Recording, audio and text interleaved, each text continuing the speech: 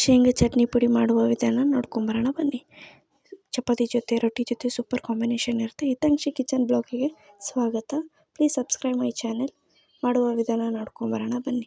ಮೊದಲಿಗೆ ಒಂದು ಬಟ್ಲದಷ್ಟು ಶೇಂಗಾ ಬೀಜವನ್ನು, ಕಡಲೆ ಬೀಜ ಅಂತಿರಲ್ಲ, ಅದನ್ನ ನೀಟಾಗಿ ಫ್ರೈ ಮಾಡ್ಕೋಬೇಕು. ಒಂದು ಕಡಾಯಿ ಒಳಗಡೆ ಒಂದು ಕಪ್ಪಷ್ಟು ತೊಗೊಂಡಿದ್ದೀನಿ ನಾನು. ನಿಮ್ಗೆ ಎಷ್ಟು ಬೇಕೋ ಅಷ್ಟು ತೊಗೋಬೋದು. ಅದನ್ನ ನೀಟಾಗಿ ಫ್ರೈ ಮಾಡಿಕೊಂಡು ಕಲರ್ ಚೇಂಜ್ ಆಗೋವರೆಗೂ ಫ್ರೈ ಮಾಡ್ಕೋಬೇಕು. ನಂತರ ಗ್ಯಾಸ್ ಫ್ಲೇಮ್ ಆಫ್ ಮಾಡಿ ಅದಕ್ಕೆ ಒಂದು ಪ್ಲೇಟಲ್ಲಿ ಹಾಕಿ ಸ್ವಲ್ಪ ತಣ್ಣಗಾಗೋವರೆಗೂ ಬಿಡಬೇಕು. ಆಮೇಲೆ ಆ ಸಿಪ್ಪೆ ಬಿಡಿಸ್ಬೇಕು. ಸಿಪ್ಪೆ ಬಿಡಿಸ್ಬಿಟ್ಟು ಆಮೇಲೆ ಅದನ್ನ ಕೇರ್ಬಿಟ್ಟು ಅದನ್ನ ಮಿಕ್ಸಿ ಜಾರ್ಗೆ ಹಾಕ್ಕೊಂಡು ಒಂದು ಸ್ವಲ್ಪ ನೈಸ್ ಪೌಡ್ರ್ ಮಾಡ್ಕೋಬೇಕು. ಪೌಡ್ರ್ ಮಾಡ್ಕೊಂಡ್ಮೇಲೆ ಅದಕ್ಕೆ ಒಂದು ಸ್ವಲ್ಪ 2 ಸ್ಪೂನು ಅಚ್ಚ ಖಾರದ ಪುಡಿ, ಒಂದು ಹಿಡಿ ಕರಿಬೇವು ಮತ್ತು ಜವಾರಿ ಬೆಳ್ಳುಳ್ಳಿ ತೊಗೊಂಡಿದ್ದೀನಿ ನಾನು, 5-6 ಗಡ್ಡೆ. ನೀಟಾಗಿ ಎಲ್ಲ ಸಿಪ್ಪೆ ಬಿಡಿಸ್ಕೊಂಡು ಅದನ್ನ ಹಾಕಿದ್ದೀನಿ. ನಾನು ಹೈಬ್ರಿಡ್ ಆದರೆ ನೀವು ಸಿಪ್ಪೆ ಬಿಡಿಸ್ಕೋಬೇಕು, ನಾನು ಹಂಗೆ ಹಾಕಿದ್ದೀನಿ. ಒಂದು ಹಿಡಿ ಕರಿಬೇವು ಮತ್ತು ಜೀರಿಗೆ, ಕೊತ್ತಂಬರಿ ಹಾಕಿದ್ದೀನಿ.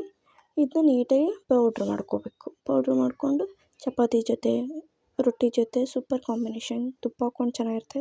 Thanks for watching.